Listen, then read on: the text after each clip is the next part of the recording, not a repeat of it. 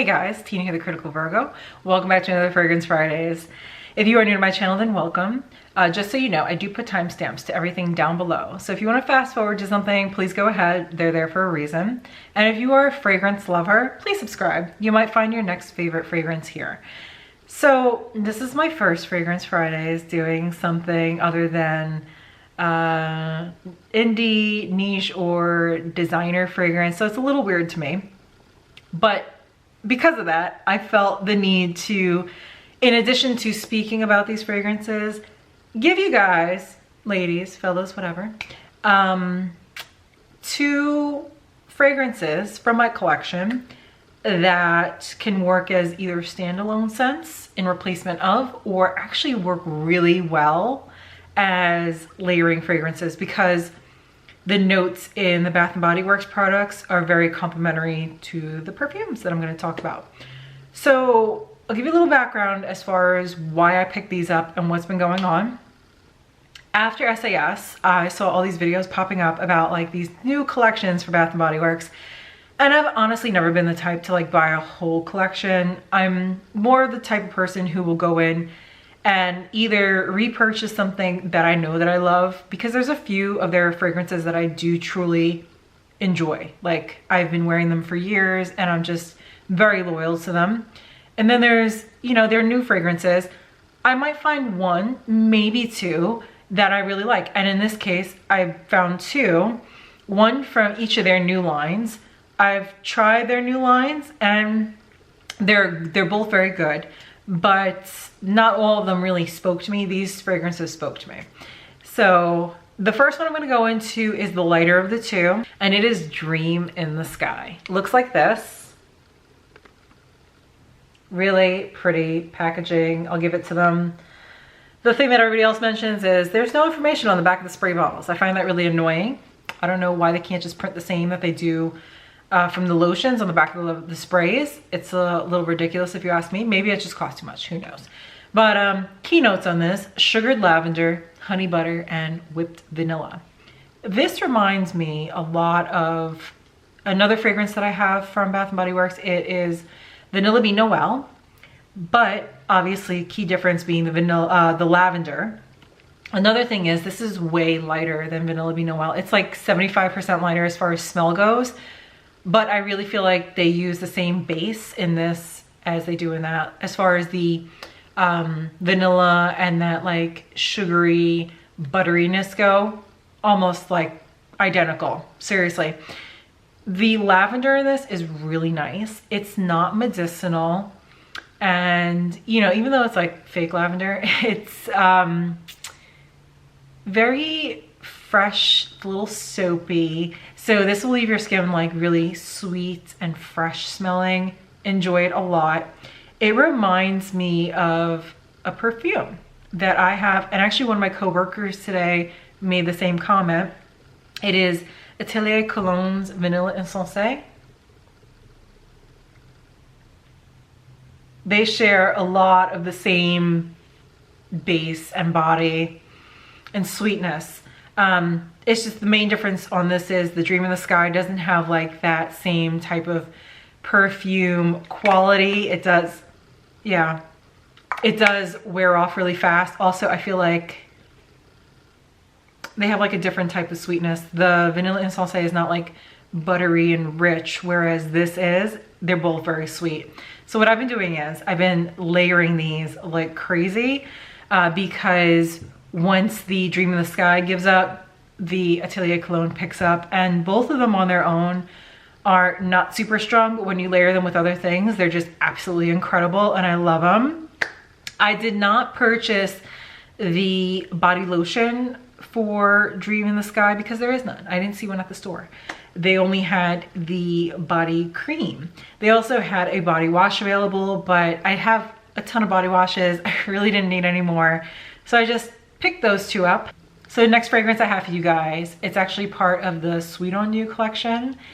And my store didn't have this out. I had to ask the manager, and she had no idea really what I was talking about, because I guess they still had them in boxes. They didn't unpack them. I had to go to the website. I was showing her photos. I'm like, I want to try this, this, and this. She made it happen. She's the real MVP. Let me tell you, she went in that back stock room like 10 times, pulled stuff out. We had like a miscommunication. She thought I wanted a strawberry pound cake, and I was like, no, I don't want it, I just want to smell it. But yeah, I drove her absolutely nuts, and she was a total doll about it. I ended up just picking up one fragrance because, like I said, I didn't want to just blind buy the whole collection. And the whole collection really didn't appeal to me. Not that they're bad, they're just not my style. Like, I don't really enjoy Bath and Body Works strawberry scents. It's not my favorite, so I generally steer clear of them. I did smell it to try it out. She only had the lotion available for me, and it didn't smell very fragrant. I did smell their candle, which I do enjoy. It just didn't have like that oomph to it. And again, like, I'm not really partial to their strawberry. They also had like this margarita type of scent. It had like a lot of citrus, but I have a lot of citrus in my collection and I really don't want any more. So this one just spoke to me like the second I smelled it, and I feel like it's gonna be one of those like polarizing type of scents. It is Confetti Cake Pop. Looks like this. Again, the spray bottle, no information on the back. It's got like a really cool texture to it. It's like frosted, but still grippy.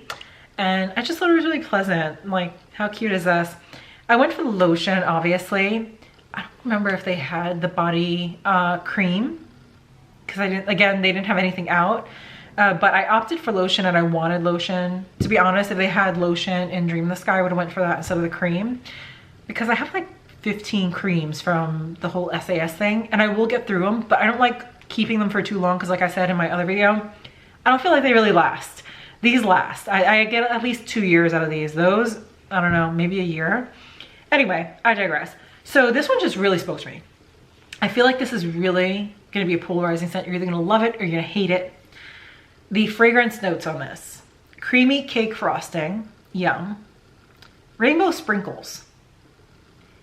What the F do rainbow sprinkles smell like? I have no idea. That just drives me crazy. Like, why? What kind of fantasy note is a rainbow sprinkle? And then we got vanilla bean. This is like vanilla on steroids, okay? And it's not like the vanilla you bake with. It's a very Play-Doh type of vanilla, which I love. And that's where I say this is very polarizing. Some people are gonna smell this and be like, ew, like it's plasticky, and other people will be like, oh my God, I love that scent because it takes you back to childhood, or maybe it just smells really delicious. It's very sweet. It's a very comforting smell for me, maybe because of childhood memories. I can't say that I've ever tried to eat Play-Doh. I don't recall it, but my dad does watch these videos, so maybe he'll chime in and say something. Oh my God. It's so good. It reminds me a lot of, there's a scent called Perfect Coconut Milk by Sarah Horowitz. It looks like this. If you've ever smelled this and you're a fan of this, then definitely check out Confetti Cake Pop, because you probably like it. They both have that like Play-Doh type scent. Confetti Cake Pop, okay, I'm dropping stuff. It doesn't list coconut, but I get a coconut vibe in it. So that's why I made that that connection with them. And when you layer these together, the Perfect Coconut Milk and this, oh my God, it's like heaven. There's actually some really good projection and longevity on this. It's a very strong fragrance, especially in comparison to the other one that I picked up, Dream in the Sky.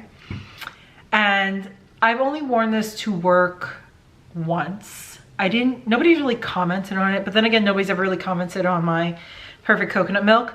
I just find it to be really pleasing, just to me. Oh my God, I love it.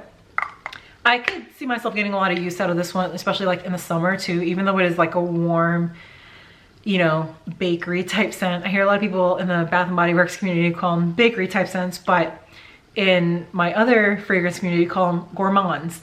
So it's just a really nice warm gourmand, but because I usually gravitate toward perfect coconut milk in the warmer weather. I do live in South Florida, by the way, so it's just always warm.